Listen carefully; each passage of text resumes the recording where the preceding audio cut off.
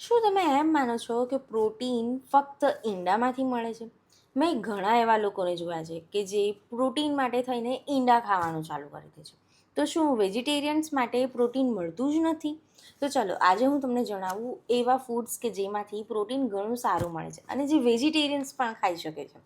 અને એ ફૂડ્સની સાથે સાથે જો તમે તેની હેલ્ધી રેસિપીઝ પણ જાણવા માંગતા હોવ તો હમણાં જ મારા પેજને ફોલો કરો અને પછી કોમેન્ટ કરો પ્રોટીન. તમારા મેસેજમાં પ્રોટીન રસ રેસિપીનું આખું લિસ્ટ જરૂરથી પહોંચી જશે. તો ચાલો જાણીએ ફૂડ્સ વિશે.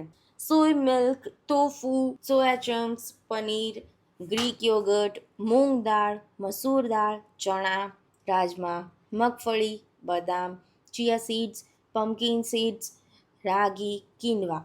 માત્ર પ્રોટીનનું અમાઉન્ટ નહીં પણ બોડીમાં તેની અબ્ઝોર્પ્શન કેપેસિટી કેટલી છે તે પણ તેની સાથે એટલું જ મહત્ત્વનું છે. અને આખો દિવસ થોડું થોડું પ્રોટીન લેવું વધારે સારું. દરેક મીલમાં થોડું પ્રોટીન ઉમેરશો તો તમારા મસલ્સ, હેર, સ્કિન અને ઓવરઓલ હેલ્થ એકદમ નોર્મલ અને મેન્ટેન રહેશે.